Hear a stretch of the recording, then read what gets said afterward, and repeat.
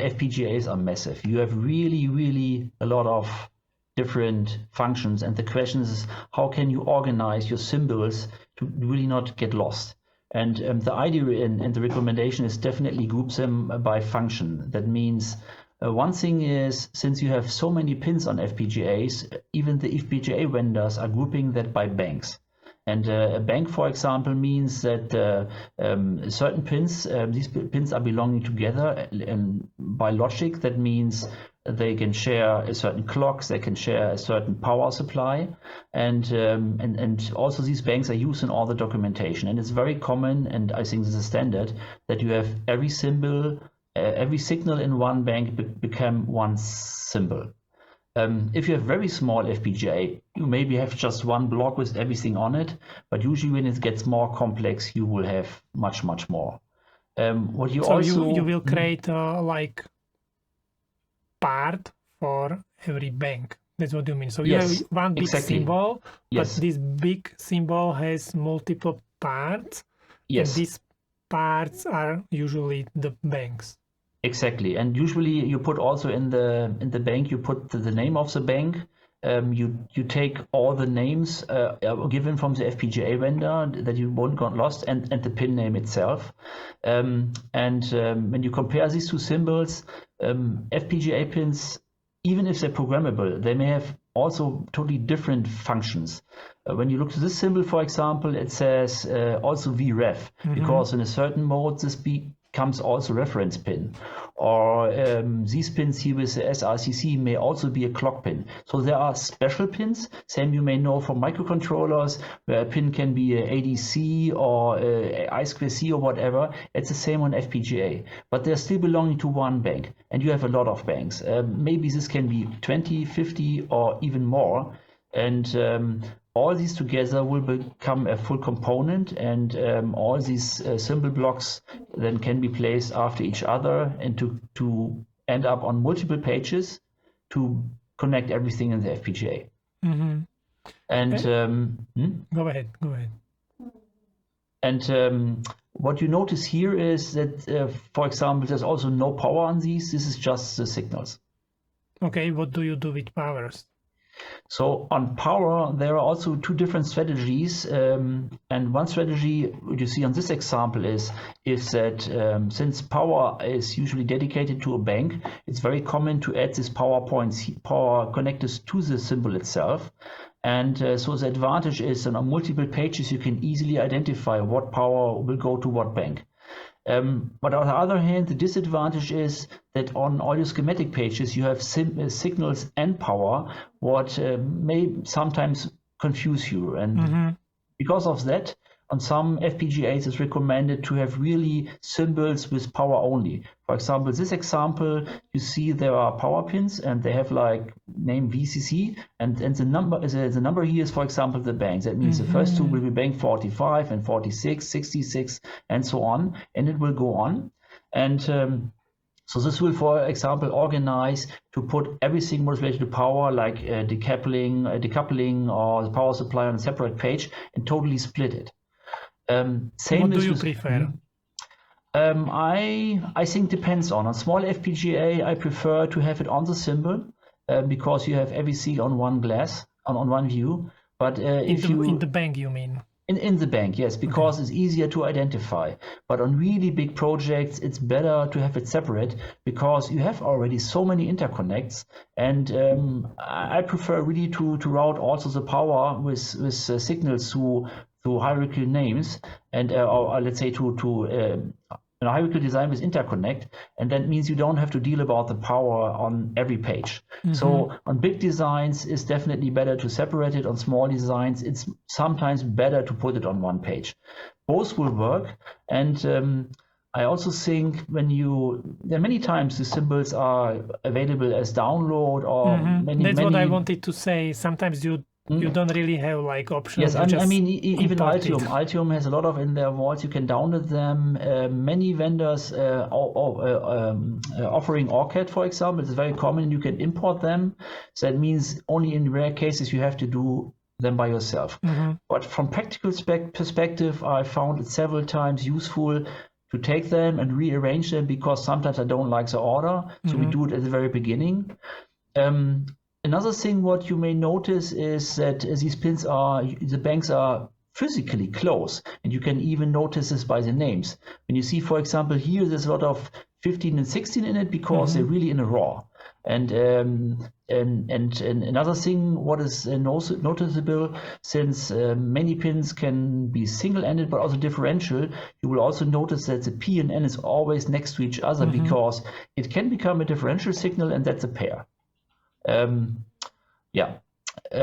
Usually all pins on FPGA are bidirectional. In this symbol you see also the bidirectional, and it's defined in Altium as bidirectional, but on this one, for example, it's not because it's the default. I don't specify directions in symbols because it's very often it makes problems with ERC. Yes. So I just use like passive or something that's yes, I also prefer. I usually don't. I think the idea of DRC is a good idea, but if you use it, you have to be very, very consistent in any part. Otherwise, you will have so many warnings you have to click away. And especially in FPGA, it will make no sense because depending on your programming, it becomes an input or output. That means that the checking is useless. But I have to say. On some FPGAs, only a very few pins are dedicated output only, and they are special. And this must be important that you don't mess it up and try to use an input as an output only pin. There are some cases, and then you will lose. And if some pin is really restricted, we sometimes put also a note in the symbol that somebody's really saying, "Oh, this pin is special. I have to think about this." I think. You can actually specify the graphics, and you don't have to specify the type. So in some cases, I can use the arrow, but it's still passive. Okay, I didn't use it, but also I like this from optical point of view. Difficult to read. If you have schematics, it distracts me. So I also prefer not to using that. But in this example, they're in. Okay, what about net names or how you organize the schematic pages? There's one more thing we missed now is, you see, we have power pins but not ground. And in FPGA we have a lot of grounds, and it's very common to have like this monstrous blocks here with all the ground in it.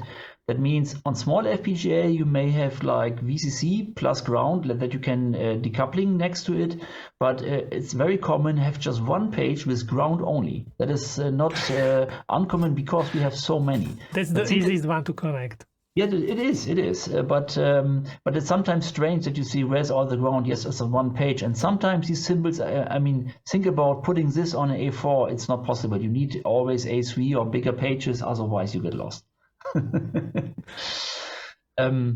Before we continue how to connect them, there's also another grade of type, what is called transceivers. So we had now banks with regular signals. We have power, and transceiver is something special that is like high-speed signals you can use for serial, like SATA, for example, PCI Express. They're also usually in a separate bank. Another thing, what is also noticed if you think about Xilinx, for example, this bank is called 505. That does not mean that this FPGA has 500 banks or 55 banks. I was actually thinking about it. No, they have coding. That means when you look to the Xilinx documentation, that sometimes they just use a certain range for a certain type. So 3 digits is usually, for example, transceivers, and it's often some coding in it. And if you have experience, you notice certain numbers. It's also since the pins can be programmed. You have sometimes high performance or low performance pins, and you can also see it by the number if you use a lot of FPGAs from Xilinx, for example. I didn't know that. Yeah, that's interesting. Just next time when you watch to a schematic, you will notice it. So okay. But that's transceivers, and then last but not least, we have special functions. For example, this is one bank. This is, for example, JTAG, also with a 500 number, not the transceiver number. But sometimes you can read in between the lines what the designer thought. And you can imagine when you, as chip designer, design a package with thousands of pins, you have to think about some structure or you got lost. Okay. Okay, now to your other question about how to connect them. I'm curious. Yeah, exactly. The question is, so you have pins, and so how to map a pin to a function, and let me just talk about how it's done on other chips. Everybody will notice how it usually works. So this is an example of a CPU chip, for example. That means a CPU chip, usually your connection is just pin to net name, and they usually match, except you do really special things. That means the address A0 bit go to A0 and so on. That means your signals on your wiring will usually match the naming, except you have like multi-purpose pins. And that makes it very easy. But on FPGA, the pins are general purpose. That means you're facing another problem.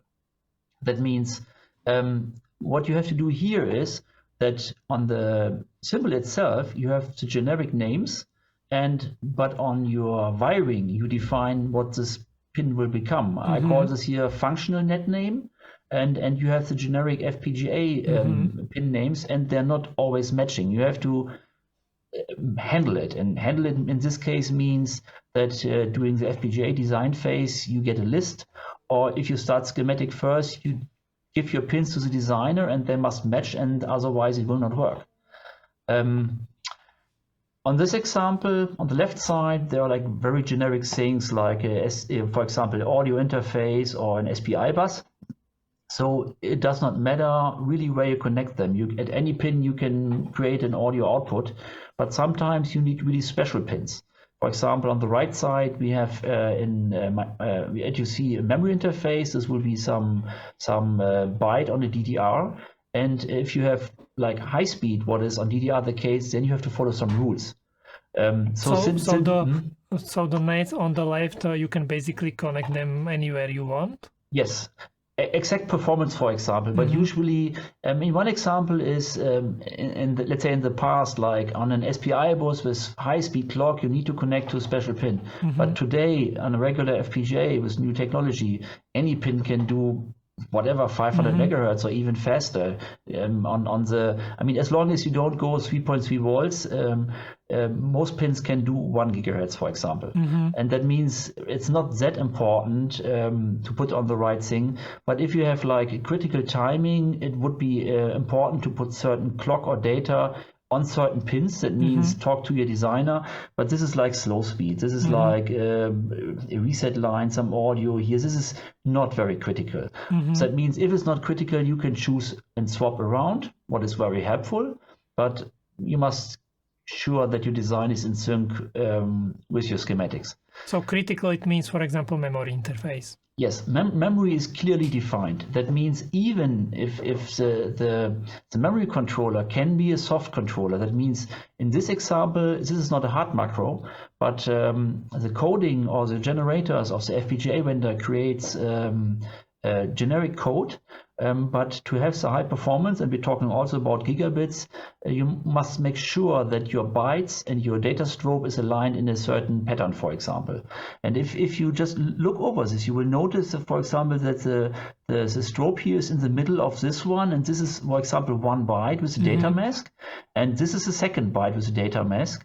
And for example, this strobe here must go to these pins, and they are defined as this DBC marks as a strobe pin, for example, what is belonging to this clock, or here is this QBC. This is just a clock group.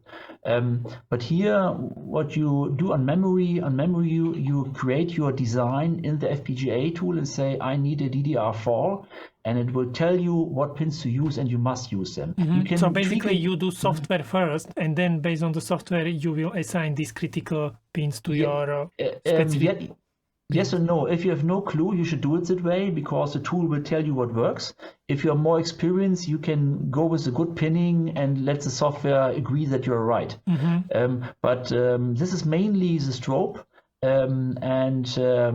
but for example, the byte itself, they can mix. But I guess byte still needs to be close to the strobe. Which one? Yes, exactly. Okay. This is also same as in memory. This is also FPGA called DQ group. DQ group belongs together, and that's also the case that banks are organized. That you have like 3 or 4 bytes in it, and you cannot put one bit in one bank, another bit in other banks. It will not work. Close together, and you have to verify it. Yes. But can you like swap the data lines within the bank? Yes. Okay. So basically, these DQS signals in one bank, they are not tied up to specific 8 bits in the bank, but you can basically use them with any data line in the bank. Almost. But are we talking about data bank or FPGA bank? Okay, let's say it this way. The DQ is assigned to a byte, and the byte must be close to it. But which byte of the 64 bits? You can swap the bytes. Okay. And you can swap the bits inside this group, but you cannot, for example, use this DQ and this data line. This will not work because think about they must be physically close, because there are DDR pads in it, clock with the same clock, and think about that DDR is training. That means delay lines must be close. So this is very complicated and sophisticated. So it must be close, but you have some freedom. Okay, but you can still use the standard byte and bit swapping and all these other techniques. Yes, that is possible. There's more freedom on the addresses. The addresses are almost, you can put everywhere because it is much slower.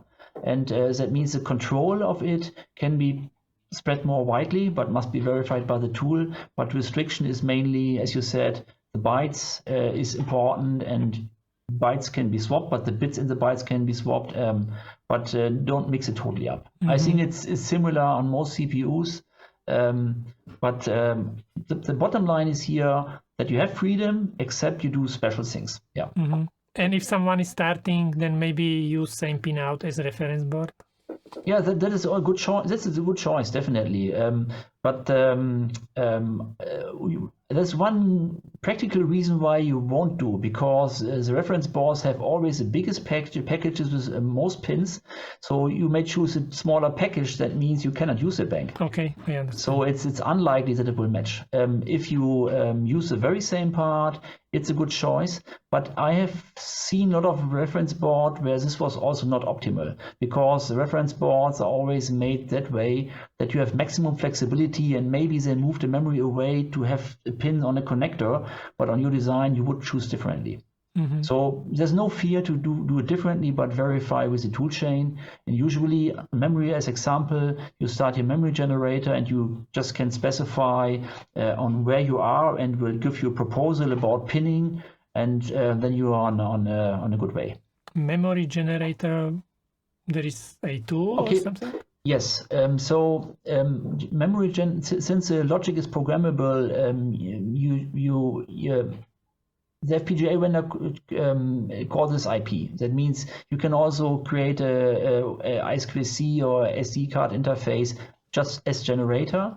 And memory is special. That means you say, in my design, you start a special tool, and you say, I need a DDR4 with this parity with this and this chip, and then we'll ask you what bank, and then you decide, for example, bank 64, and then we'll ask you where the DQs will be, and you can swap it there. So that's what I meant with memory generator. So it will create a core. You instantiate this later in your design, but it will make sure that it will meet the timing requirements. You can also specify how fast it will be. Another thing what comes into this, for example, if you build it for just a single RAM chip or a DIMM, there will be different programming, different timing, and the generated code will also take care about that. You can really say, I have a DIMM with this and this timing, and it will do everything for you. So it does a lot, but really depends on how far you would like to go when you start with memory on an FPGA. Yeah. What other interfaces are important? PCI Express. Yeah, PCI Express is also a good example. PCI Express, then you would definitely end up on a transceiver, but PCI Express is also quite simple. But many FPGAs have really PCI Express hardcores, and then the pinning is fixed. You cannot swap them. Let me just think what other interfaces are a good case for generator. I'm just thinking would be a good example. I mean, things like, what about MIPI, for example, sensor interfaces, high-speed LVDS, anything what does data interconnect. Then maybe the vendor provides core generators, or if you're doing the coding by yourself, you have to choose a bank what is sufficient with your performance you need, for example. Yeah. Okay. And then what do you do next? So you connect these pins, or you name the nets coming out of these pins. Do you have some special technique how to make it nice and how to make it easily readable, the schematic? Or okay, what you're telling us about is about how to organize your schematic. So we are facing a lot of signals, we are facing a lot of components, and it will be a lot of pages. I mean, we're supposing you have a large FPGA. I think a small FPGA design may have just 2 pages of schematic, but it can be easily 150 or 200. You can go that far. So on schematics, I personally recommend hierarchical schematics with local nets only. Even on power. So a lot of people don't like that, but I prefer that. What do you mean by local nets? Local net means on Altium you can define on a project how your scope of your signals is. That means you can define local net only means you have to route your powers even through hierarchical connectors. There is no magic wiring in the background. So local is like only on the page. Yes, indeed. It's if you think about it's same as in software, you have global variables or local variables. So I prefer that. That means any signal on your page will go through a hierarchical connector to the next page, and you have to connect everything. Is my preferred style, but for sure, a lot of people, for example, say power is global. That means when they need a 1.8 volt and they put the symbol on it, it's connected, and you can check it, and that's it. But this is a question of style. Another thing what you see here is that you use harness. Yes, I use definitely harness to combine signals, what makes the wiring more easy. I mean, especially when you force yourself to make everything hierarchical and make everything local, you don't want to put 128 bits per single. You get crazy. Because you would need to use many ports. I think they are called ports now in the. Yeah. Yes, I think they're called ports, or I think sheet ports, I think. I'm not quite sure how Altium is calling this. Sheet port, sheet port. I mean, on the right side, you see schematic pages and looking like a block diagram. What I also prefer to make the schematic like everybody can really instantly see what's done. That means here we have, for example, a page. I mean, it says DDR4 PS means for me it's a DDR4 interface programming belonging to the process system, and here you see is DDR control and DDR data. But inside these pages, it will just open up to bits down to the final pin, and then you can organize buses down to harnesses, and then you can move a harness easily to another page and extract it again. That is, I think, very helpful, and I like this feature a lot. And inside here, you can also see I colored the signals, so this is helpful in schematics, but also on board. So when you work with colors here and you route it later, you can just see visually what group is belonging together. So I find this very helpful. Yeah. So you can transfer colors to PCB. Yes, this depends on your project settings. When you run your ECO, by default, I think colors are transferred, but you can turn off and on. But you can even the same way around. Sometimes I'm in the PCB marking a signal, give it a color, and propagate it to the schematic is also helpful, especially when things are spread around. Then sometimes it really helps. This is interesting because, for example, I never really used these harnesses, and I didn't know why I should use them. But when I'm looking here, then now I understand, because if you can group all these signals together, and you don't have to create these individual sheet ports, or what is it, then it can not only save you a lot of time, it can not only make it nicer, but also it minimize number of mistakes what you can do, because you basically use these net names only on the page where you need them, not in the hierarchy. That is correct. Unfortunately, on this cut, you can see in this case, this is a byte of a DDR interface, and this is DQ3, 4, and 5. So what you won't see here is, after then, these harnesses are connected then to a bus, what ends up in just one line. So why should I do it in 2 stages? So the nice thing is, when you do it like this, you can easily swap a byte, for example. Just swap the wiring here, and you swap whatever many signals, because you can move things around.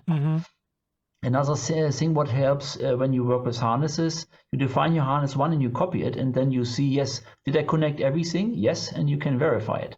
So it's helpful. It's hierarchies with harnesses and colors. You can break complex structure down to a single wire, and you can transport the single wire to the entire board to a different place and then explode again. And that is helpful. That is really helpful. And do you use like, I don't know exactly how it is called, but you only create one page and then you use it multiple times, like memory interface usually? Yes. In this example, it's exactly the case. So you're talking about multi-instantiation. So it's on this, I mean, it's small, but you may imagine this system has 2 memory interfaces, and they are the same. That in this case is 2 times 64-bit DDR4 interface, and just one schematic reflects this schematic page.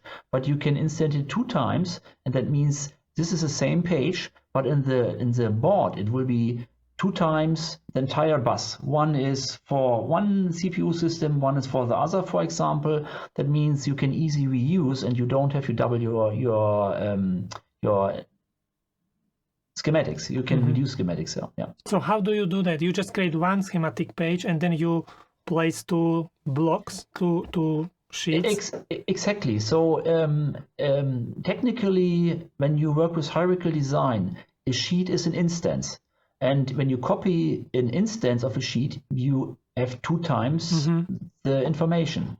But if you modify the memory in one, it will affect the other one. So it must be really the same. But on the other hand, if you have a problem, you have to fix it once. Yeah. How the naming is done, like net names and all these other things?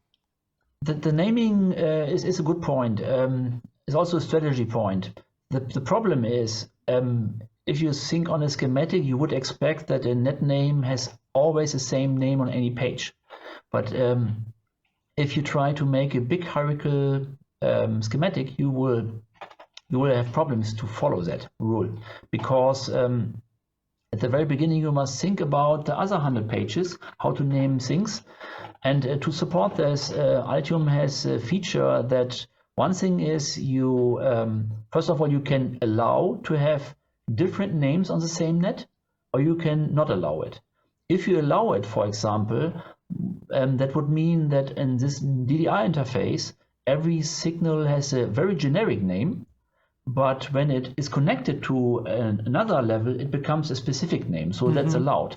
And on Altium, you can define if the final net name you will see on the layout, because if it's decomposed on a layout, you have a connection between 2 pins that has a unique... There is only one net name. Yes, one net name, and there you can define how Altium should do it. You can say, choose, for example, the bottom name first or the top name first, how it will propagate. And you can also say, give it a short name or give it even a hierarchical name. What is sometimes difficult, because the name will be page symbol like this long, but it's clear where it's coming from. So I don't like that. But it's same in programming codes, or it's same in mathematics. So don't fear long names, don't fear high numbers.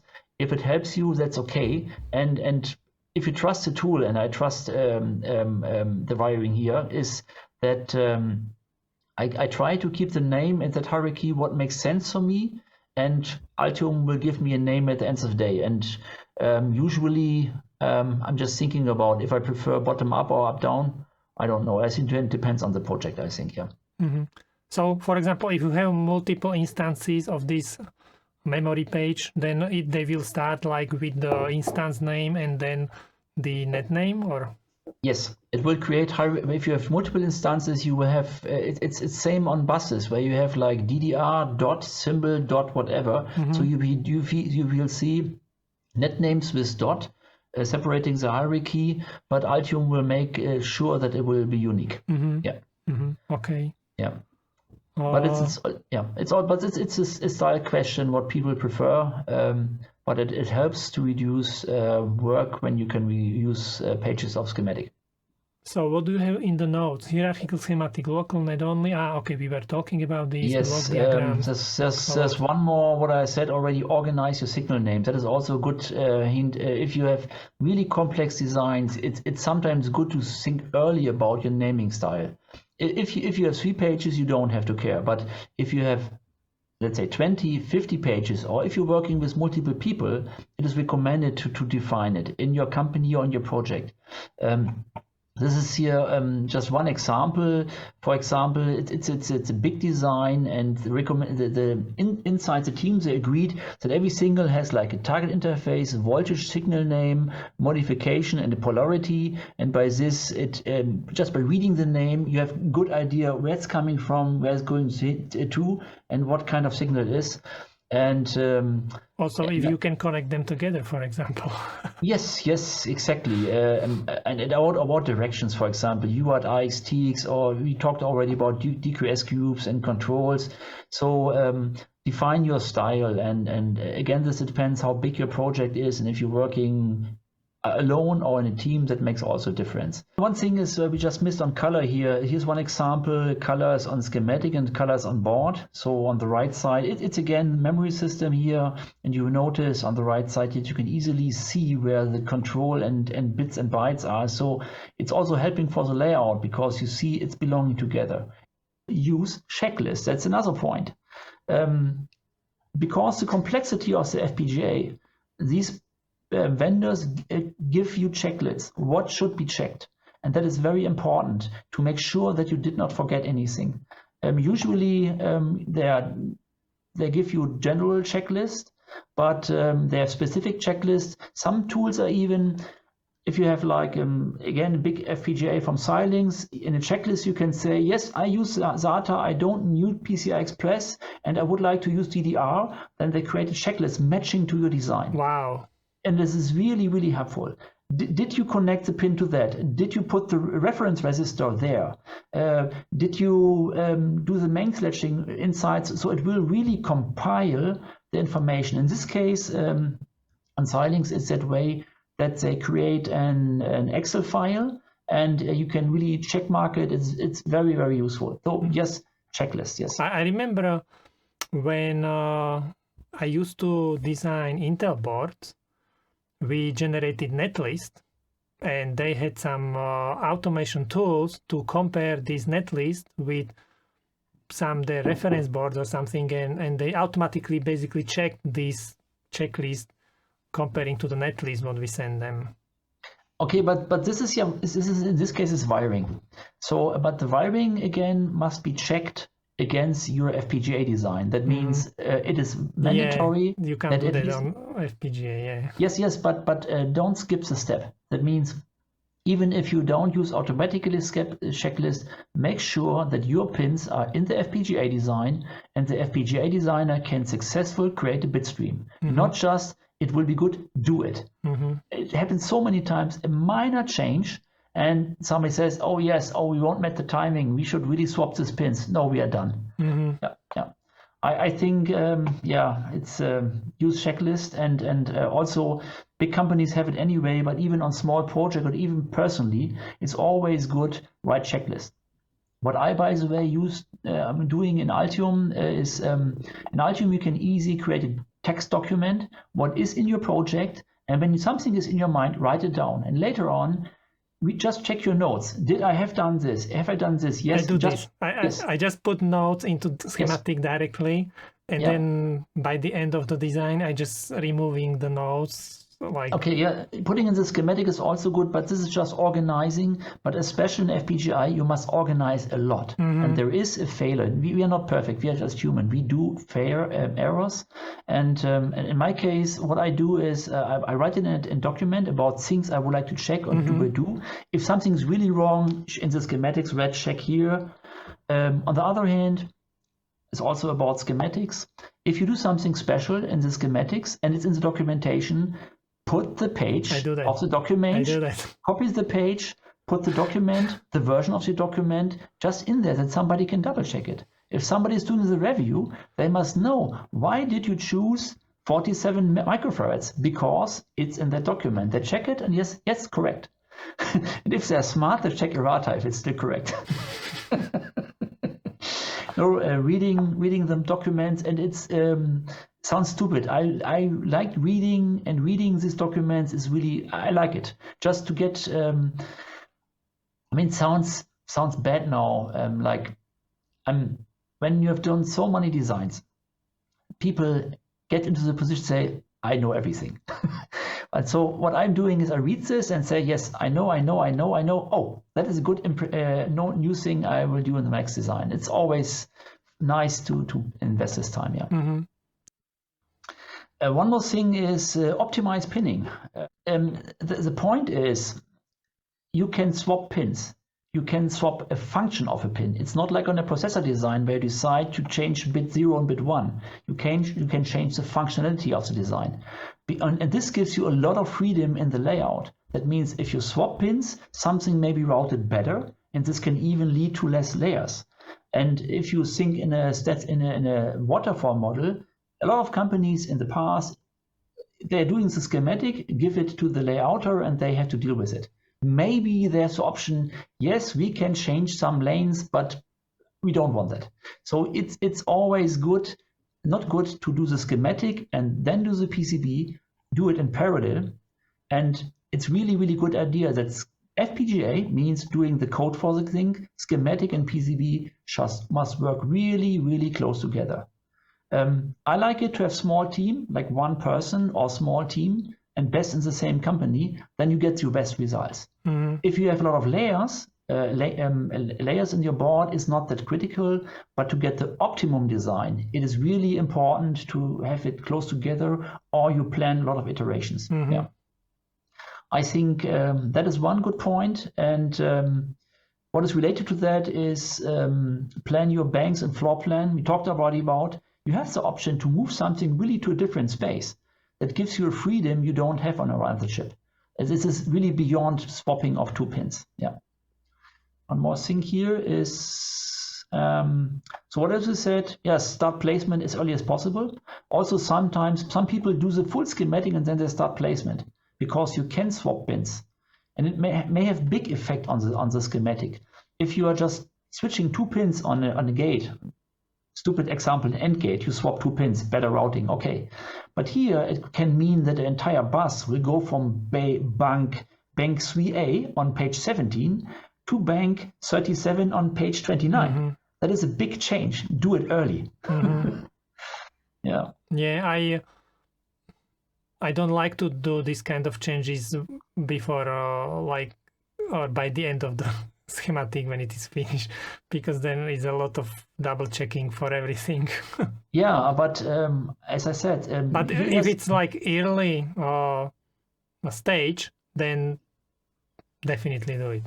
In practice, it will work like this. When you do your first placement and see, okay, my bus is going to here and there, you may figure out, okay, if we switch these 2 buses, it gets easier.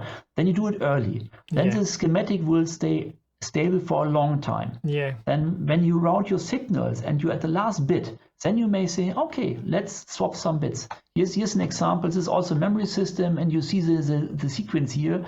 This is bit 614025357 because it was optimal for the layout. But this is swapping inside the bus. Another example is also, it's about schematic. People like nice schematics. That means you have a bank, and this is a bank where you see a lot of pins, and they intend to put the signal on the first signal and then the second and the third to make it beautiful. But you see here, this bus here is in the middle of nowhere because it was best for routing. And if you look closely to the numbers, it's usually FPGAs are by RORs and by pin organized. That means you start with A1 and stop with ZZ99 or whatever. That means from the reading of the pins, you can think about where they are. That means an AC17 is next to AC18. That is sure.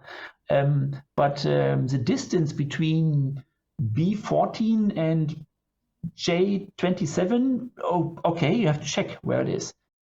We talked about pin swapping, we talked about moving banks around. Another thing is what you can do to advantage with unused pins. That is also interesting.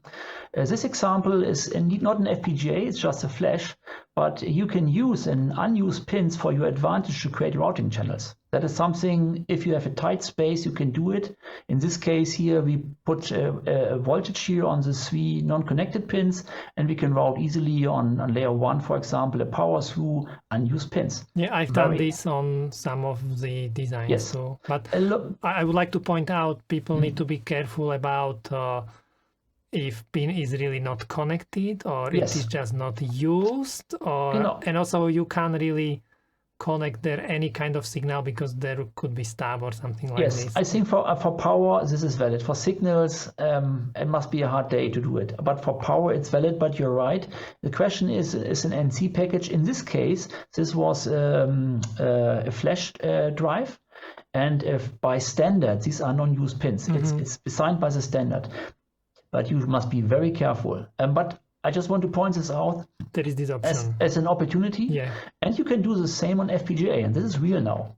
So the point is here we just use non-used pins, not reserved for future pins, what is very different, or do not connect anything to this pin. So read the manual. What you can do is on routing, you can optimize your routing by connecting power to your I/O pins. So here again we have an bank.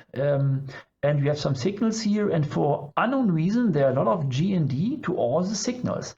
And what this create, it will create, for example, on the top level here, some shielding. Because usually if you have wires on every pin, you have a lot of interruption in your planes. But by this, you can create a big plane. And you can use this for ground, for shielding, if you would like to have some. In this case, for example, there are very high-speed signals on the other side.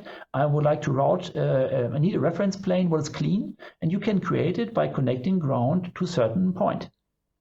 But here, talk to your FPGA team. They must not drive in high level on this pin, or you will blow your chip. Another option is here. Again, optimization. This bank is unused, and you see it says 1 volt core. So why should I put my core voltage to an I/O bank? Answer: create a power plane. Here is a power plane. I would like to have high current into the chip, and to route power through the pins, I decided to connect power to all the pins. So I read the documentation. The documentation says if you don't powering this bank, you can put any voltage to the pins in the manual. It's saying it. Use this for your advantage. It's an interesting feature. And another thing, and you mentioned already about power saving, you may use unused pins, maybe not powered. That depends on the chip. By this, you don't have to order all of them. That is gives you some advantages. Same is, by the way, for PLLs. If a resource is not used, you may skip it. But double check with your checklist. But a big point of optimization on FPGA is optimize your power. To optimize power, you really need your requirements. You need to know your requirements. The point is here, if you buy a chip, it says maximum current 800 milliamps, 1.8 volt, you are done. But the current of your FPGA depends on your application, and strongly on your application. We have seen some pictures of FPGA. If you have a small design, it will take 1 amp. If it's full, it will take 30 amps. That is a big range. That means I need a 30 amp power supply? No, you need the power supply you need. And for this, Also, the vendor gives you help to estimate this. So power, power optimization is know your requirements, reduce components, and then you can optimize your layout and cost. And so power requirements is on the entire system, your entire board, make a power plan. Here's an example of an Excel sheet where you know, yes, I have an eMMC, the data sheet says 40 microamps, so just add everything together and then you know what rail, what power is needed. This is done in any design. And then on the FPGA side, this is given you by the FPGA vendor. I didn't know they can give you something like this. Yes, there are power estimators. There are these are simplified estimators. On simplified means you can this is Excel based, and you just tell how many percentage is used, what bank, what standards, what frequency, and they will make an estimate. And they are pretty precise. They are pretty precise. On real microchips, there's more complex. You do really simulations and so on, but they give you really good number. And what is also interesting here, that they tell you the power of each rail. But it's just a big Excel file. This is also an example from Xilinx. I just see it. This is from the FPGA with the two memory systems. This is, by the way, 900 pins, for example. And that means you use a power estimator and calculate your power. And then you try to bring this together to every power rail. And here you can think about using a switcher to create a voltage. Here you do your calculation. Okay, I take this from my 3.3 rail, but I need 1.2 millivolts with this. And you just make a simple calculation about a voltage times efficiency will create a certain current on the certain power rail. So do your math. It's just planning, and this is required in every big system. And when you are done, then you select your final components about what is really required. And on FPGA board, this is again an option thing. Since the FPGA is programmable, people would like to have some margin and say, okay, the FPGA is just utilized by 60%. We may add more features. Then you decide how much power you add.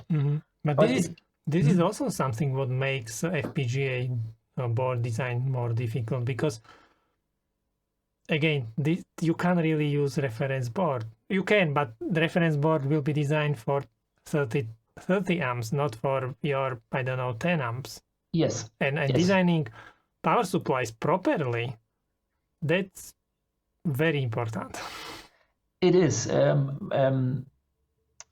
What should I say? Read the manual. Use checklists.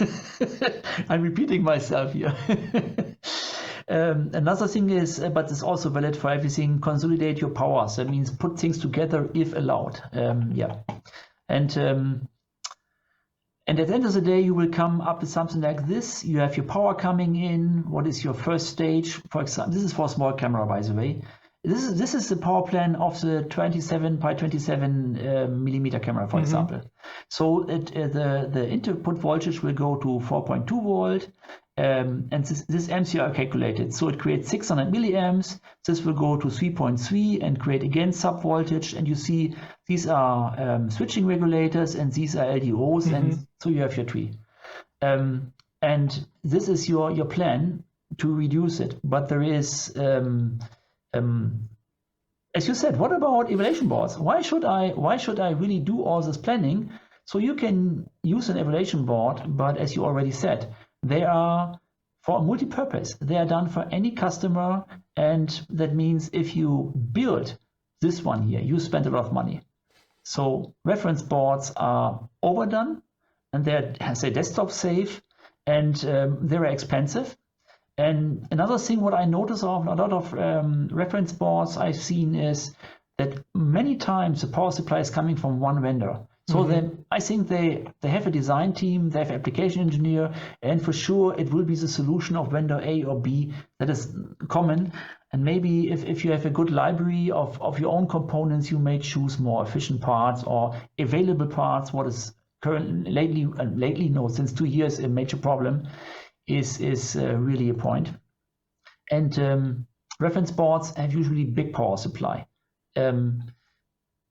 Can I use the solution? Yes, you can, but cost is a high price and size, and you can optimize. But how can we reduce power? How can we reduce components? We just made a plan, we make a calculation, and now we have to build it. So how can we anyhow reduce it? And one thing is, in the documentation, they will tell you what capacitor is due on what voltage. To keep your impedance, keeps the peak current. They even specify where some capacitors has to be placed.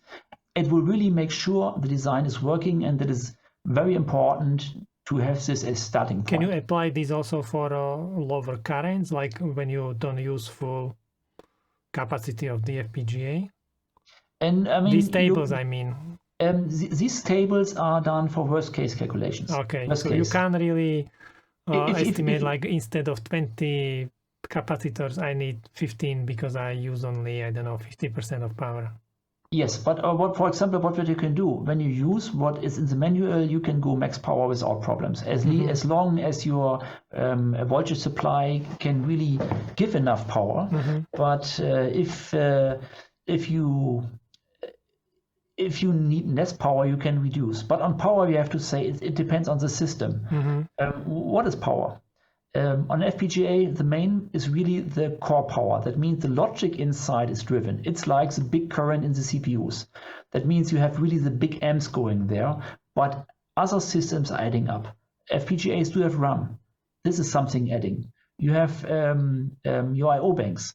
If the I/O bank is driving an UART with 9,600 bouts, it will draw nothing. If it runs a memory system with 1.2 gigahertz and 64-bit, it will draw 1 amp. Same story. That's what the power calculator helps you to identify your power sources. But the good thing is a safe way is well documented, and there is again a lot of potential of optimization. So as I always said, it will work, and these capacitors and routing are optimized for low impedance. They will handle peaks, and they're really stable, and they have headroom, a lot of headroom, because no chip vendor want to hear these chips are crap. They're stalling all the time because the design was bad, but not the chip. So prevents this. And but so how can we use here anything? I mean, this is well written. Why should we go away from this? And the trick here, where you have really big potential, is reduce your inductance. Yeah, I've done a couple of videos on this. You have great videos, by the way. I watched them all. I like them very much. And this is also one of the reasons why I'm so happy to be here. I'm really like that other people sharing their experience, and I'm hopefully find a lot of viewers finding this interesting and changing their mind. And I'm not now quoting Robert, become a better engineer. I liked your old videos about this, do's and don'ts. They're really brilliant. So thank you. You're welcome. How to reduce inductance? So that means if you have reduced reductance, we need less decoupling, and this means less capacitors, and this is saves place.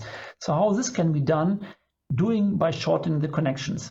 I mean, you can reduce inductance by capacitors, by wider traces, or shorting. That's the physics. We know that. But if you have a few hundred pins and a lot of power supply, it's difficult to really do it. And the recipe to do it is, first of all, build your smallest possible power supply. Means your power supply for your max power, not the max power for the chip. Know your requirements. Then move your supply to the consumer. As the example before, this was one current coming from a regulator going to the board, to the center of the chip to supply, in this case, a video encoder, for example. So if you move the power supply closer to the component, you reduce inductance and you can remove capacitors. That means less decoupling is required, and this simplifies your power routing. Very simple recipe. And the good thing is, in recent times, a lot of companies providing very small switch regulators with internal inductor, very small, and you can really, on a classic board, you have on the corners a big power supply routing to the center, and this takes space. So if you optimize the power supply to smaller solution, move it to the chip, you can save a lot.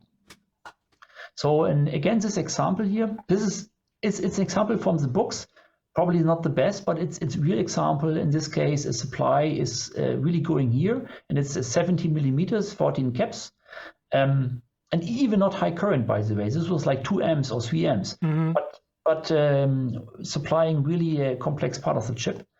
And so here is one of the designs. The red now here is the FPGA from the other side, and the power supply is really exactly here. Very short connection. I think there is, yeah, here it is. So moving the power supply exactly to the pin, you have very short connection. And here the capacitor is just the one required for the power supply and the one required for the function itself. So they say, please put 330 microfarads there. This is also a low ESR polycap. I, by the way, like them very much because they can really, really help. But they get beaten a lot with graphic card problems. I don't know if you're into gaming, but there was the latest of overlast generation of graphic cards. They had unstable cards, and the problem was that the inductance of these capacitors has been too high, and you place them later back to ceramic, for example. But for an FPGA, they're good. That means instead of 14 caps, what has been placed in the schematic, reviewed, routed, we are just 2. And it is really working and very efficient. Yeah. It is a big difference, yes. And but for sure, this requires some engineering work to make a good decision here. But yeah, this is coming from a reference board. And so I nailed it down to a very small solution, and you can do it for a lot. Because we talked about I/O banks on an FPGA. Maybe you have 6 or 7 I/O voltages all around. And I'm just thinking about, if you look to this picture, here's a power supply, there's a power supply, there's a power supply, directly sitting next where the power is required. And these are not small ones. This is a 2 amp here, for example. And there is really a lot of potential of optimization. So when you do this for all supplies, you have also just one plane. And on big designs, on reference design, usually they have the main power supply is coming from 12 volt. Sometimes from 12 volt going directly down to the deserved voltage. So I prefer to have a first level going to like 5 volts and then from there to sub voltages, because when your small regulators has just a maximum input voltage of 12 volt or 5 volt, they are much smaller. Yeah. The one going to 12, they are bigger. I mean, it's understandable why it is, yeah. Okay, I think that's summary of this is really decentral power supply with single plane. You can really reduce parts and space. Exception is for sure the core voltage. We said it so many times. The main gates of all the FPGA have one current, usually called core, and there is the amps. There are the amps. But even that can be close to the FPGA. But 30 amps is a big FPGA. Maybe it's just 1 amp. So don't fear high numbers here. And 30 is not high. The big board I showed you, we are talking about 2 times 100 amps in this FPGA. It's crazy. The power supply is a challenge, and there you cannot put it on the backside. That's a different story, but it's a big board, yeah. Yeah. One more comment I have about is simplifying is power sequencing. Also an interesting topic about FPGA. Since you have so many power domains, there are rules how to turn them on and off. You can violate them, but there are recommendations, for example, turn on the core voltage first and then the I/O voltage, for example. If you do it the other way around, they say the chip may be damaged, but this is thermal damage because you create reverse currents in your chip. And usually they have in the documentation, where else, plans are how many milliseconds you have to turn it on and off. So power sequencing is common, and on the reference board they often use power controllers. Power controllers are small microcontrollers with sensing, with a lot of control pins, and you can program how your on-off should be. Yeah. It's nice chips, but they cost money, and you have to program them, and they are in one place. They are in one place, exactly. So one thing what I like is doing chaining. So these power supply chips, and this is, by the way, coming from MPS, what we made good experience with, but there are also others. Sometimes they have an enable pin and they have a power good pin. And the concept here is quite simple. The enable needs a 1, and the power good is open collector. So it will pull down the enable of the next down until the power is ready, and then release this power supply. Yeah. And then this will release this power supply. I do it same way very often. Yep. Yes, it is. I mean, you said the controller is centrally. I mean, in this case, maybe the P4 and the P5 may be on the other side of the board. So the same can happen in this case, but it's simple and it's reliable. What is not good in this solution is if you have a power controller, you can also power down very defined. But my experience is only very few chips are very sensitive to that. So if you have really need a lot of margin, or if you have a good reason, power controllers are nice, but I try to avoid them. Let's do this. So what else can go wrong? Clock is not connected to a dedicated pin. So why is that important? I mean, you would find this also when you do a trial FPGA mapping, but why is it important to have a clock to a certain pin? So in the FPGA, we talked about IOs and we talked about logic, but there's also clock. So the nice thing is a versatile function of an FPGA that there is PLLs inside. That means usually you have minimum one oscillator, sometimes have even internal oscillator. You go in with, let's say, 100 megahertz, and inside your design you can use a programmable PLL what creates a lot of clocks inside with different frequency, phase shifters and dependencies. And but this works only if you use a dedicated clock pin. Robert, you asked me about functions. So there are some pins, there are primary clock input, there can also be a GPIO, but your clock must go to the right pin. So what happens if you do it wrong? The compiler will complain that your clock signal is not on a clock pin, and this will add more jitter, for example. That means your quality of your signal will decrease. But this is a good point. You need to know what clock pin is connected. Mm-hmm. Or for example, we talked about bytes and memory. Another function is also specialty on FPGA. If you do DDR or high spin IO, you have pins, and these pins must be clocked outside the FPGA or clocked inside the FPGA. And they do it that way that inside the FPGA pad there is a flip-flop with a clock, and you can clock this directly. And in this case, the clock input must be close to the location of the pads. Otherwise, the tools cannot route the clock signal to the pin. Mm-hmm. So that's the reason why region makes a difference.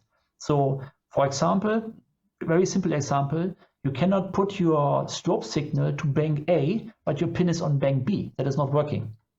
So this is valid for DDR signal. Same also for transceivers. Transceivers are special signals. If people listening not know what a transceiver is, we're talking about parallel buses, and transceiver is good on serializing and deserializing data. That means on a transceiver pin, there is a shift register, what can shift out data very fast. We're talking about gigabits here, or receive data very fast. And transceivers are on special pins. And because they're usually at the edge of one corner, and they're all together because this is really high speed. Mm-hmm. They have also in this transceiver area special power requirements, they have special clock requirements. Read the manual. But transceiver is special on clock. Same with special I/O. We talked about that already, that you need for certain standards, certain things. For example, LVDS or SSTL, for example, may need a bias resistor. This is optional. For the I/O standards, you may need a reference voltage. You may know from memory where you put half of the voltage to a certain pin. Again, this is defined that at a certain pin on a certain bank, you must apply this voltage. If you forget this, you're dead. Mm-hmm. This is, by the way, something the mapping will not notice, because this is the bias resistor or the reference voltage is not seen by the synthesis. It's a physical thing. But this is covered by the checklist. The checklist will say, do you using LVDS in this bank? Please make sure that your bias resistor is in that pin. Mm-hmm. Yeah, I think These resistors are very often also on processors. I've seen them. Yes, very same thing. It's on Ethernet chips, on USB chips. It's by this you can tweak the amplitude or whatever, and the same is used in FPGAs. Then there are special pins, boot modes. I didn't talk about that, but the boot mode is configured by boot pins. If you do it wrong, you're dead. Mm-hmm. This is, by the way, a pin where I really appreciate spare pins. Put your configuration pins outside the FPGA, put some resistors there, it may help you. I do exactly the same. Okay. And last but not least on this one, not last, is a JTAG. It's also a special pin. Again, rules, follow the rules. Also in every processor, JTAG may require some pull-ups and pull-downs. Follow the documentation. If you do it wrong, it will not start. By the way, usually these boot pins and JTAG pins is also usually one symbol in a schematic. It's usually one, where you see exactly the special pins, and you find always a schematic page what says configuration. Mm-hmm. That's exactly that page. Yeah. And last thing, also always reset. Don't forget that. Sounds stupid, but there are rules for resets. Usually FPGAs have an inbuilt reset state machine that detects a reach of voltage, and then it resets automatically in turn, starts its configuration. And the nice thing is, and that is different in CPU, that on an FPGA bitstream you can define any content on booting. Let's just think about a design what has a state machine, what has internal memory for lookup tables. You can even preload the content of your memory in the FPGA with content in your bitstream, so you can do a lot. But the point is, if your design should, for example, restart on a power failure or on a weak power, it's always good to have a monitor chip. Think at least at reset. Follow the guidelines. Okay, let's talk about packages. So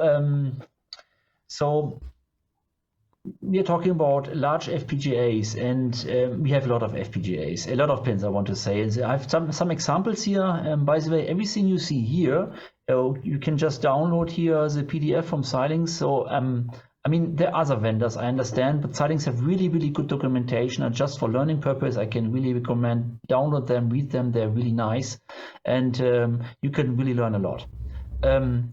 Here's some examples about pins. So this is indeed a small FPGA with just 8 x 8 millimeter. It's 0.5 pitch with 196 pins, but then you have 900 pins, and then you have 2,000 pins, and then you have 2,800 pins. That is really, really big. And as you say, fanning out is 70,000 euros. Yes, it is. This is the big boys here. Technically, by the way, if you just look to this picture, so there's some symbol how the package looks like, and there's one piece of silicon on, but on the bigger FPGAs, indeed multiple silicon, like on CPU. Mm-hmm. They have really like memory on dice on here that is symbolized here. Sometimes they are not packaged, and you can really see the silicon. It's very important. But you have to watch very carefully, because like one of these chips here, what is Xilinx ECUY37P, it's about 50 to 7,000 euros per piece. You don't want to damage it. Don't drop it. Don't drop it. This is indeed list price, but this is not for mass production. This is when people have a complex application, a lot of money, they can use it. But for example, these chips are used in mobile base stations or for research, or we use it also for ASIC verification, where you really need a lot of gates. But this is big. But the question is really, so how all these big numbers and pins are organized at all? And there should not be an animation here. So the organization is like on any other thing that you have. Usually you have in one direction numbers from one counting up, in the other direction you have letters, and when it's coming big, letters may even be 2 letters. Think about doing this manually. So the nice thing is that the Altium IPC footprint wizard is really, really powerful to create this. So it's recommended to do it or import these from the FPGA vendor. Mm-hmm. In our case, we use both variants. Sometimes we modify pin size or the solder mask. That is something what is very important about what your manufacturer can do, and especially on large FPGA, think about soldering this. There should be no void, nothing. Or when it's getting very small, you must really consider how to do it. But you don't do this manually. Let it make a tool or import it, and then you are done. But knowing the scheme is good, because when you look in a schematic, you have a rough idea where it is, or if something is close or not. You can just see it by the name. By the way, very often I actually import footprint if it exists. Yeah, import also from ORCAD, I guess, right? Yeah. I'm just thinking, so on Breakout, it's like on every complex chip. I mean, if you have never done a BGA, I also definitely recommend to read the documentation from the vendor, because usually they give you some ideas how to do it. But if you think from a layout perspective without knowing it, usually you can route out the first and the second, but then you are gone. You cannot route anymore. And the rule of thumb is just to create a wire in the middle here, and you do it on every pin, and then on the next or over next layer, depending if you have a reference planes or not, you have another routing channel. That means BGA routing means always a lot of vias and a lot of fine pitch vias. That means you definitely choose technology to supporting that. So, I'm just thinking, this looks crazy now, but you don't have to route all the signals. I think on the next slides, I have some more details about what signals are these, because you don't have to wire 2000 pins. It's less than that. I actually think very often they also think about how to fan out or break out these pins. So they put there, I don't know, like powers or grounds, and then you can somehow find a way even if you don't have 26-layer PCB. Yes, and this is a good point.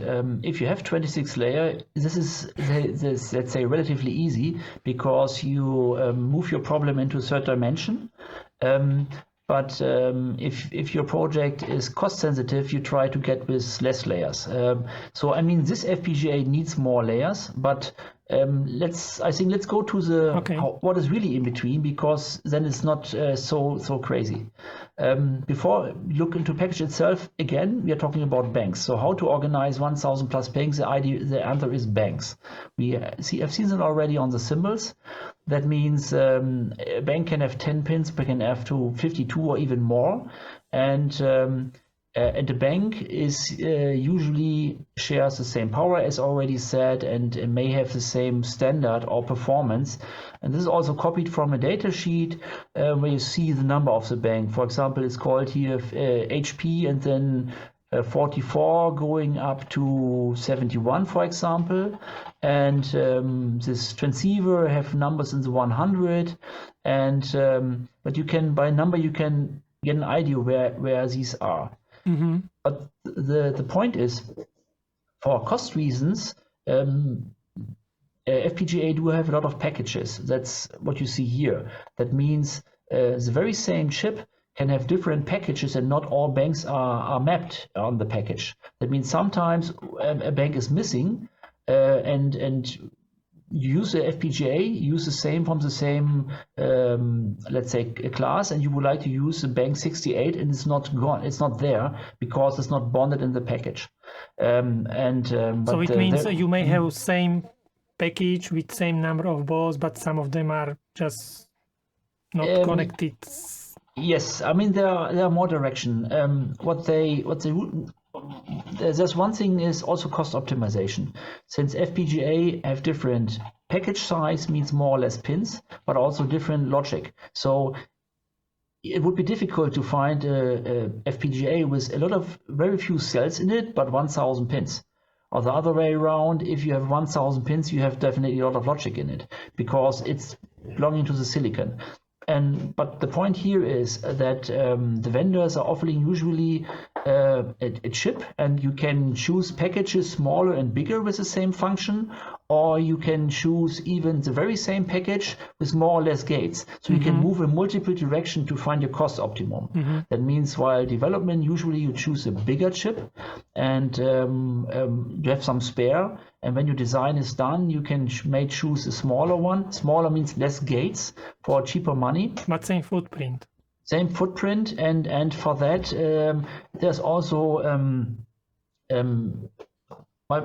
there are also integration lists where you can get ideas.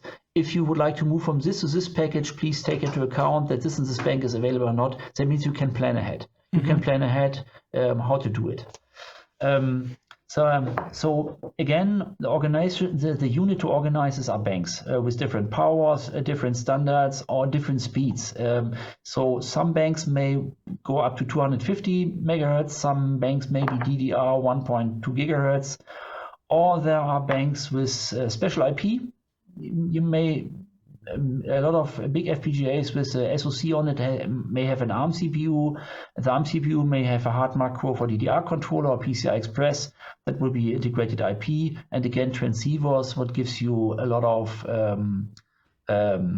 high performance IOs.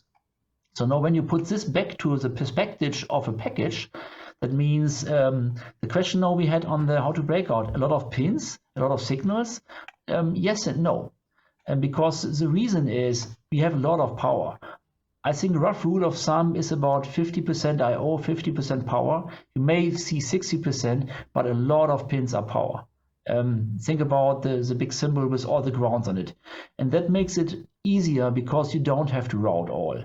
But this is valid, I think. I call this small FPGAs below 1000 pins and with no transceivers. So I have more example this is by the way, these pictures are by scale.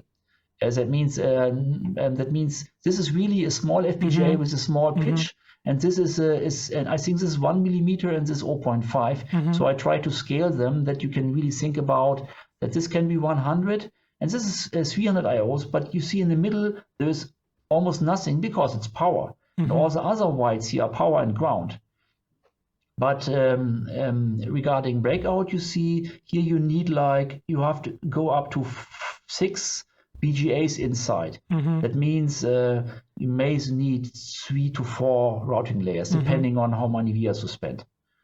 But well, I would like to say very often you don't, or at least I heard that when you are designing something on FPGA, then you really can't use like 100% of capacity of the FPGA. So maybe you will not even use all the pins, or will you?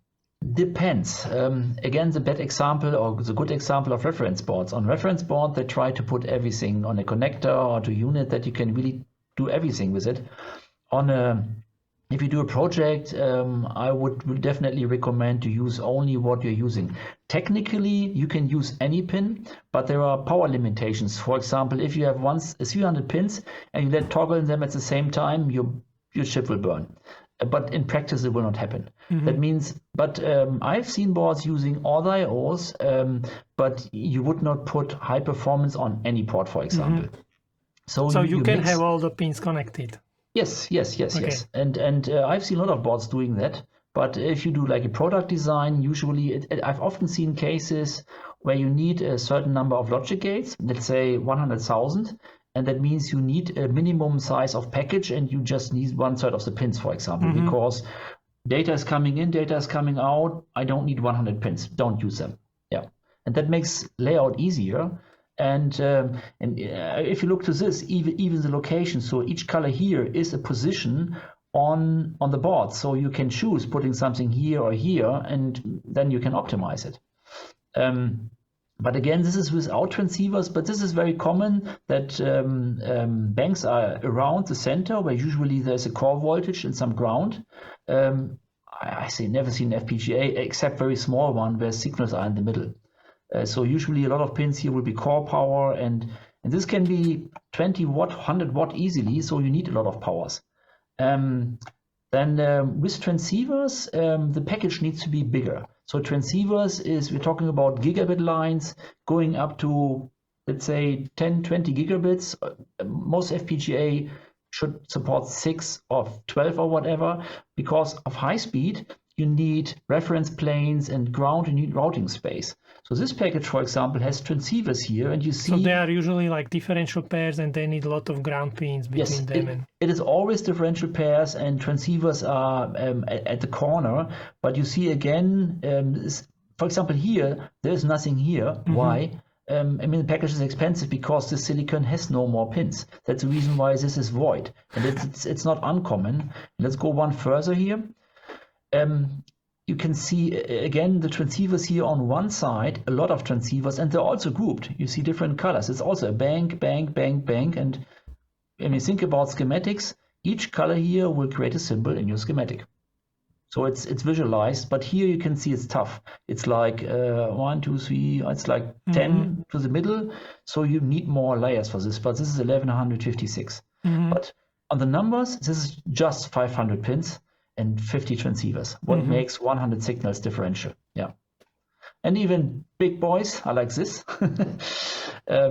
Think about this here. And I can tell you this will be 100 pages. Easy. How big is it in dimensions?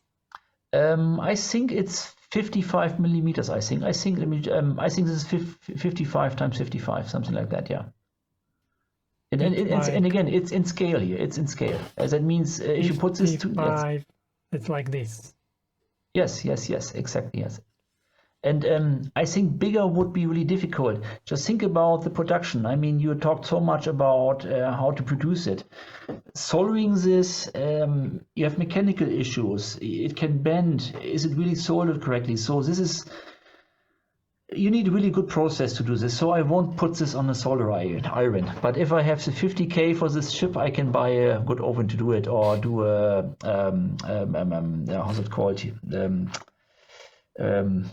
Vapor soldering, something like that. You need a good process to do this. I'm just thinking, like, if you send this kind of board to your assembly house and tell them, oh, these chips are 70,000 euros, and they will be like, oh, we are not going to do that. We had a... I think it's a fun story. We had a fun story that we are waiting really for. Usually when we do a project with these chips are not provided by the assembly house because it's very special. You have to order them in advance and they are pricey. So we had a run with 10 chips, and the chips are supposed to be shipped to us, and we give it then to the provider. So these chips, value of 500,000, just came with a regular UPS. And we said, oh, do you know this is 500,000? Yeah, but it's, I think this... If it gets lost, then... There's a risk. We had also a bad story where we had a board with expensive board like this, and it was delivered to a customer, and by accident, the truck driver drove over the board. He just dropped it and killed it. Okay. So, but anyhow, that should not happen. But you talked about the breakout, the differences. So now you have a good idea that really depends on the chip, but it's relaxing. So 2,000 pins in this case, I mean, this is still 1,400, what is a lot, but it helps you a little bit, but it can be tricky. And so this is a good example about what is really different between a CPU and an FPGA. So let's talk about the CPU on the right side first. So if you buy a CPU or a special chip, the chip maker tries to optimize it for a layout. That means some, yes, but they try. I mean, the question is, they're good and bad chips, and you would prefer the good chips, I guess. I mean, if the chip is very small and if you let a lot of pins, it's getting more difficult. But in best case, the pins are organized already in groups. And you can notice here, this is a byte, what is very close together. And sometimes they're even organized by which order is on the DIMM. So, I mean, at the end of the day, engineers must build a product out of it. And if a chip is good to use, they will do it. On the other hand, on chip business, it's also not easy to do that, because the problem, what is easier here, will be more difficult in the silicon. Because in silicon, you have to deal with the same thing. Yeah. And same on the BGA. The BGA has an interposer, what is a big PCB, depending on the technology, and they have to deal with it. But you can think there is optimization, and that makes a good or bad chip. But FPGAs are bad by definition. If you look to the left side, think about the colors from the previous page. You have to go far in, and the order is not ordered. That means this cloud of pins will become your byte, and you have to route it out. And the routing here is, because this has a lot of layers, relatively easy. We are in the middle of nowhere, but you notice a dog bone, and in the upper lower layer here, some signals are routed out, for example. But it's getting easily messy. It depends on if you have a very complex board with high layers. It's more about placement where your stuff is, and then you route it, and you need space for length matching. But if you are doing a small board with a smaller FPGA and less layers, it's getting tricky. And sometimes you really don't know until the last wire you did it. But you have so many videos about that. I also have memories about it. Yeah. Okay, let's move to layout. I'm curious about layout. How layout is different? So at the very beginning, since the FPGAs are big, they have a lot of power and ground pins, and these must be connected to the power grid, and you cannot leave them floating. And a good starting point, it's really called starting point, is make like a very basic breakout to all the ground and power pins, that you at least know there is limitations of routing space because you place your wire, and that will limit you somehow. And so we do this for your power pins, for your ground pins, and also for important pins like JTAG and clock. And for sure, there is an option to remove them later, but this will reserve the space. That is very important. It will reserve the space. And after that, you do placement of your parts around. So that means rough planning can you do very early, and is really the key. Placement is the key in every board. And here you have a second factor, what is not in the layout. The factor is, so you get pinning from the schematic designer, and now you try to solve the puzzle. But there are two more ways what you can do. First of all, you can swap pins, what we will discuss later, and you can even swap banks if it's better for the layout. So the procedure is make placements to get a rough idea how the layout would like, and if a deadlock, talk your designer and say, let's just move this interface to a different corner because it will be bad layout. So this optimization is unique and different in FPGA because you can change pins. That is very important. And when that is done, then you starting your tri layouts. This is an example, a real example, by the way. This is also an ultra scale with 64-bit of memory. And here you see typical memory layout with length matching to different layers. So you see what your critical path is. And while you're routing this, you are really pushing around the ground and power vias to get your signals out. When that is done, you really try to reduce and simplify your design if possible. So I think it's almost impossible, as long as you don't have like 36 layers, to really connect everything perfect. There will be a compromise. Some compromise on the power grid, some compromise on the signal, but that's our job. What does it mean, compromise? You, for example, connect two power pins to one via? Yeah, for example, exact. Or for example, even if the vendor is saying you must put a capacitor on any pin, and any pin must have a via. No, that is not real life. Real life is different. Real life is sometimes you have to push a little bit and sometimes say, okay, in this case, I don't need this via. But how is it possible? So the answer is the design rules for this FPGA suppose that every pin is used with the full power and highest frequency, and then you must do it. Mm-hmm. But that's maybe not the case in your design. You know, oh yes, in this bank I just have 50% of the pins, so I can remove a little bit. But this flexibility, that is the pain we have, we must decide this for or against. Mm-hmm. And you can think about, oh, I go the safe way, add more layers, add more capacitors, for example, or you reduce it. But the basic flow again is putting vias, placement, trial routing, and optimize power routing, signals, remove some vias to get your puzzle solved. That's a more or less flow. Yeah. You mentioned length matching. Can you do length matching inside of the FPGA? Yes, it's kind of. On length matching, we have also one slide. I'm kind of confused with this orientation. Where is it? Here. First of all, length matching is for high-speed interfacing important. You won't make a length match on a UART or whatever, but here just follow the documentation as on any chip. Internally, it's indeed possible if you have really a problem in a design. Most chips, it's possible to make a small adjustment of the timing inside the chip. That is indeed possible. It's a feature of most FPGAs, but beside that, before you talk about really doing fine tweaking, the question is really how to deal with package delay. That is something important. If you have an ASIC, usually you get a final product, as you really talked about a microprocessor, for example. So they define the timing to the pin and you are done. Every clock and every signal is from pin to pin and you are safe. But in FPGA, one pin may be here and one pin may be there, and you decide where these pins are. That means you create lengths in your board, but also inside the FPGA, there's a lot of package lengths.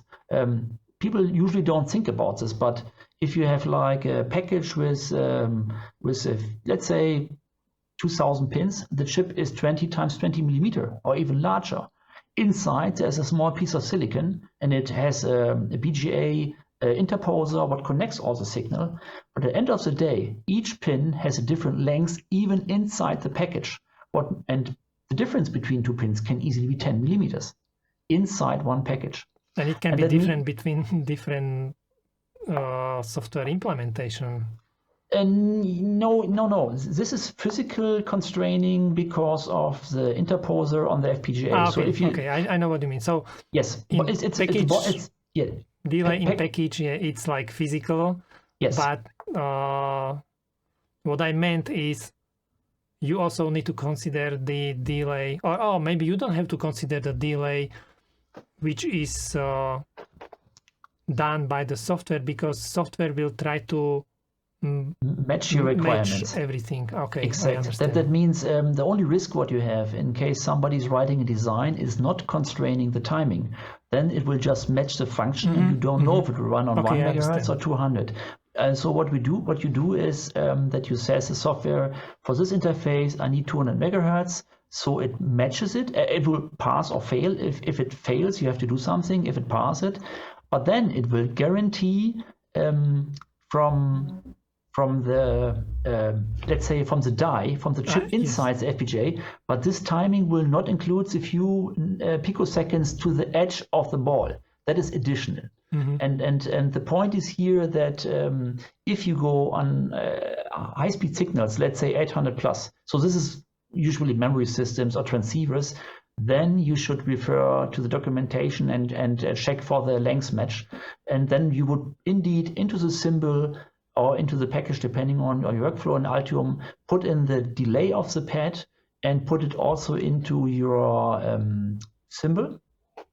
And so what happens is, memory is a good example, that for example, you would like to length match it, then your trace length, your via length, and the package delay will add up, and Altium reports, okay, all are the same, including the package delay.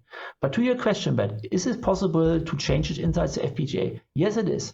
That means the FPGA pad cell itself is on many FPGA programmable, and I've seen cases of an very bad FPGA design. I mean, it sounds stupid, not from us, but it had timing issues. And what possible to measure what is wrong in the layout, and you can say, I need additional delay on this pin and this pin and this pin. That is possible, but usually you don't do it. That means you're constraining it, you make a precise thing, but if you really screw it up in your layout, you may fix it. Okay, so having or doing PCB layout for FPGA, it doesn't automatically mean you don't have to do length matching in tracks. You still should do it and use the pin delay option built inside of the FPGA only in like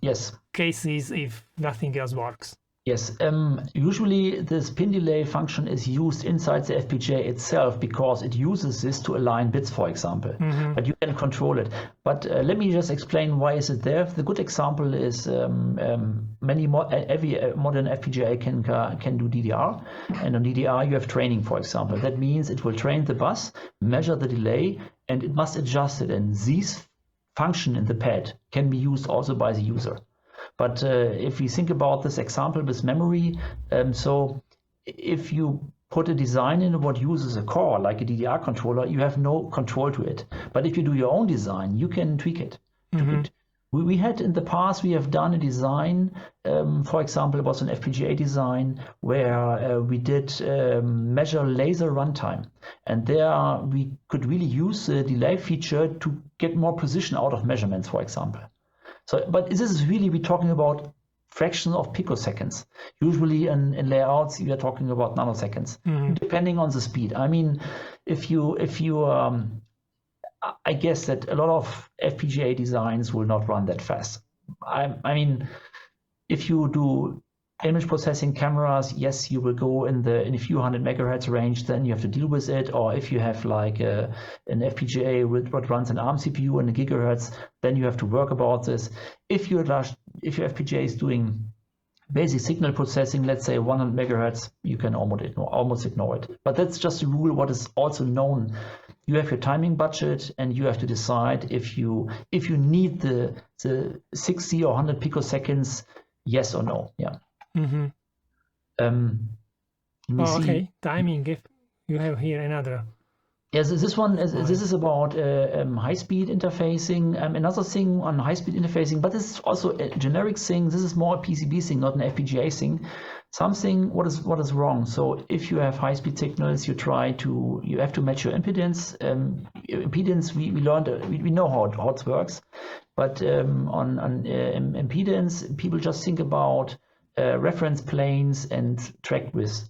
But when it comes to vias, something what is often forgotten or not dealt correctly is that even on a via, when you go through all the layers, that you have the antipad, how thin it really comes to the via, and this will make a difference. But again, high frequency, gigahertz. Then you will see differences, measurable differences, and see signal degradation.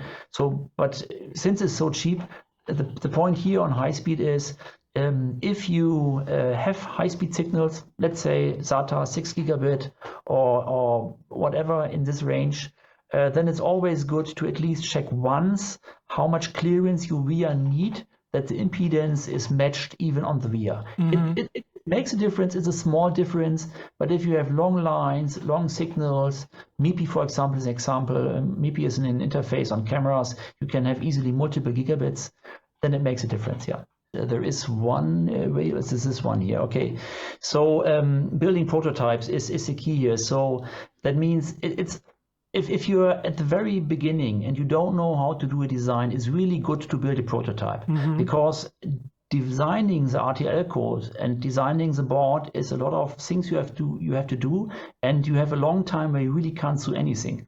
But when you did your board, go into fabrication, you will waste money and time, and you cannot, if you made something wrong, you're lost. Yeah. So a really, really good approach is really build prototypes. And the good thing is on any FPGA, usually you get evaluation boards, sometimes from the vendor or even third party. And what we definitely do a lot and also recommend is try to build like a prototype for your application. And the pictures you see here is for example, like a board, and to connect to your physical application, we just built a small PCB, what just gives some interaction to the FPGA, and with this you can really check your function. That means your development team and your FPGA team can work on something far ahead. And so when you said how to start an FPGA design, from the schematic point of view, yes, you take a symbol and you write signals, but you don't know what signals, except when you're doing a one-person project, that may be different. But on a team, you can build a prototype, and when you have your platform, you can even develop software on that. But I have to say, innovation boards will be different than your final design. Think about that you decide to use a certain chip, And evaluation boards are usually made in that way that they have the biggest chip of the family on the board. Whatever citing Series 7, for example, the one with the 1000 pins, but you would like for cost the one with the 200 pins. So the pins will be different, definitely. But at least you can create a design using the pins available on these boards. And these boards have usually a lot of I/O connectors, and you can try it out and you have something that works. And as I said, it will toggle. It's not a dead design. And then the designer will just put in your pinning and try if it's still running. And your pinning is also a good point. If you have 1000 pins, how does the pinning go from the schematic to the FPGA designer or vice versa? So the answer here is using the import and export functions.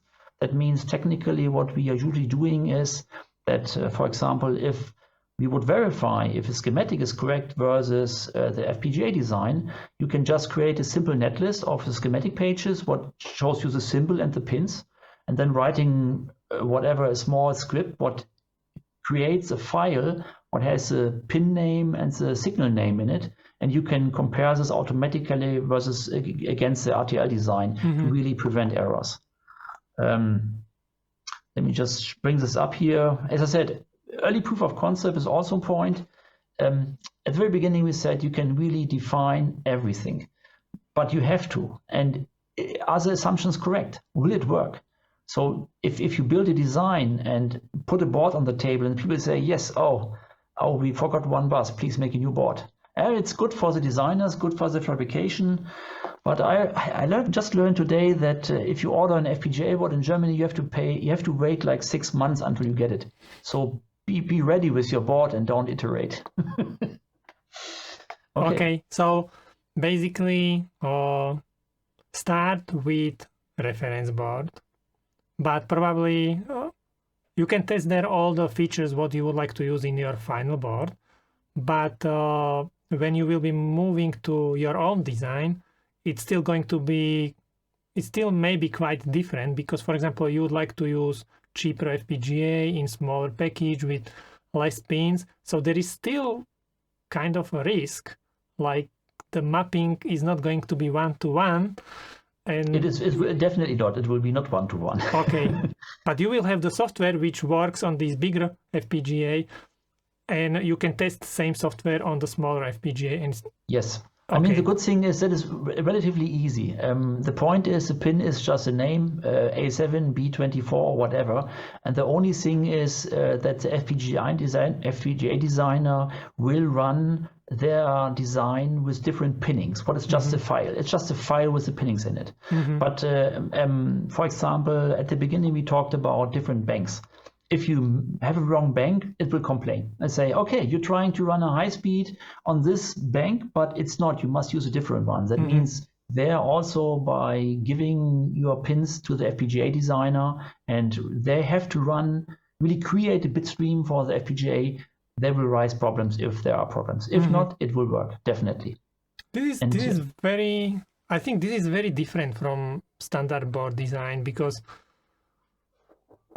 you must spend a lot of time on software before actually finishing the board. It is, yes. But what makes it even more challenging is you can't do it really one after another because it will take a year to develop the board, and usually you have weeks to months to build it. And I think if somebody is doing the first FPGA design, they will make it very carefully, stay very close to the reference board, even using the chain chip. And when you get more experience, then I don't want to say go more risk, then change the chip more. But it's sometimes cost driven. But the message is really you have to deal with a lot, and you must not fail. If you do something wrong, it will not work, and you will burn money, a lot of money. I remember someone once told me like he designed expensive board and they used a pin which couldn't support specific feature and they had to redesign it. Yes, I mean the question is really why does it happen? It happens. You're not working close together with your team. Yeah, with software engineers, I guess. Yeah. Yes, and I mean another thing. I have a slide about this. This is about. Let me just. Okay, This one would be. So how to build a great FPGA board? Read the fine manual. You have to read the manual and really sure that you got the information what is correct. And when you say failing of having a wrong pin is indeed something is missed, and it's possible. I mean, on the big chips, it can be a few hundred pages easily. And another thing what we said is really build prototypes. That's what we were talking about. Said, and the last thing is reduce complexity. This is also a rule of thumb for every engineer. I think Elon says the best part is a non-existing part, and that is really wise. I can't repeat myself. Yeah, I remember someone saying like the best products is shipping nothing. Even if you have to ship empty box, it's sometimes a lot of work. Yeah, you're right. It's a good point. Yeah. But so what does it mean in FPGA reduce complexity? Remove zero resistors? I mean, let me just have to jump around here. Complexity is just give me a second to organize myself where we are. I guess it may be something like we could put there this feature and also this feature and this feature. The point is, as we said, FPGA do have really a lot of pins and function. Yeah. So that is great. That is really great for us. And it offers a lot of options, but this leads to a lot of problems for sure. And reducing complexity is really avoid this. And let me just talk about the effects of complexity, what that means. Okay. So that means if you do less with your FPGA, even if you have less systems, and less system means you have less risk of error is really reduced. You have less schematics, less layout, less reviews. It sounds stupid, but it's exactly that work. This way you reduce effort. You have more space for routing, and you have not the risk to come into deadlock. Deadlock in layout, by the way, is really a risk on an FPGA. Usually, if you have a standard chip, it is usually you have like a reference layout, how this should be done, and the chips are optimized for cheap layouts to deal with, to make like very low lanes, very low layer counts, how to route the signal out, everything is sorted out. But if you have a chip with a few hundred or few thousand pins, you have to really think wisely what the order of the pins is. And on complex chips, it can happen that you're almost done and you will die with the last 1%. It is very bad, but reducing this will help here. I mean, experienced layouters know what I'm talking about. It's not what can you reduce? Reducing is indeed the problem is again marketing. So you decide to build a product. You build a product and engineering and marketing saying, oh cool, every pin is programmable. That is great. So we can do a lot of things on it. And I think I have some examples here. Yes, here it is.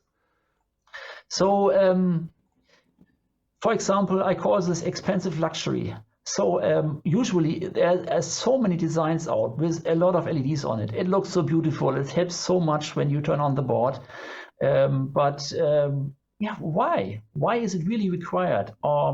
Since an FPGA system has a lot of signals and you have usually digital signal processing, people like having a logic analyzer connected to it. So I've seen so many boards where you put a logic analyzer on it and have a lot of spare pins and you build a lot of future, and no, don't do it. If you have really space, if you have really time, if you really money, and you should answer all this question with no, you can do it. But really avoid what you really don't need. Don't put future feature in it. It will just create problems. I can't count how many times I've seen this situation, like put it here, and in future we will use it. Yeah.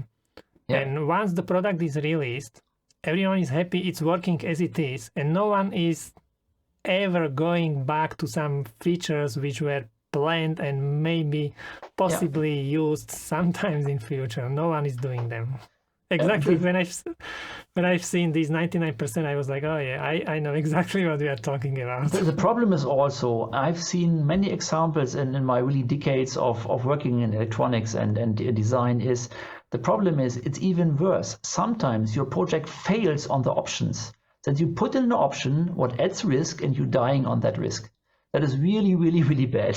And sometimes it's wise. It is sometimes really, oh damn, one more pin would have saved us. Okay, that means really, as I said here, very few spare. Really, one spare or some spare on an FPGA board is a good idea. The nice thing is, if you really would add something, since all the pins are programmable, you can solve any problem. Let's just say, I'm just think about that you forgot one control pin. You have a complex system and you just missed one, fine, other word, enable pin on a chip. You can just use any pin what is available, take a wire, and your board is working. And in the FPGA code, you say pin BC37 is enabled and you are done. That is a lifesaver, definitely, but not a lot of pins. And only, my wording is here, only what is really cheap or for free, then do it. Like do all your design, and at the end of the day, oh, in that corner, at the edge of the FPGA, there are 3 pins, let's route into a test pin. Good idea, do it. But not define like usually, I mean, test or debug pins. People do always 8 or 16-bit. Why not 1 or 2? Why a bus? Yeah, it's nice. No, it's pain. Yeah. I don't normally work with FPGA, so I don't know how many pins people leave there for debugging and since in FPGA you can do a lot, but the good thing is that if you don't have these debug pins, you can debug virtually. So a good feature on FPGAs, they have always a JTAG interface, and your development environment allows you to upload virtual logic analyzer into your design. Yeah, I've seen it. That is very powerful. I mean, it takes some logic space in it, but if you have really problems, that's the best way to debug. Yeah. Having measurement equipment outside, there are some applications where it's useful. I'm just thinking about applications where, let's say, you would like to test the board very fast, and it's optimized for, let's say, for production. That's a different case. Then you decide we need this pin for production test. Then you add this. It's a feature, But reducing complexity is really remove whatever you don't need. That's always a good idea in any engineering, even in any life. So we are about 100 engineers, wow. And we do chip design and FPGA development, what is our current focus. But before we came Goodix, we did a lot of customer projects, and for that we do hardware development. What is in ASIC and FPGA, software and system. Software means maybe algorithm, maybe applications or whatever. And system is more like putting the boards into cases, integrating the software, build everything together. And so we have a lot of background, a lot of long history doing this. And that's everything. Thank you very much to Marko for helping me to create this video, and thank you for watching it. By the way, we are preparing some very interesting tutorials, so if you don't want to miss them, hit the subscribe button. If you want, you can also check out our FedLevel online courses, where you will find everything important from basic board design up to advanced hardware design and PCB layout. The link is in the description. That's all for this video. Thank you very much again. Don't forget to leave your comments, and see you next time. Bye.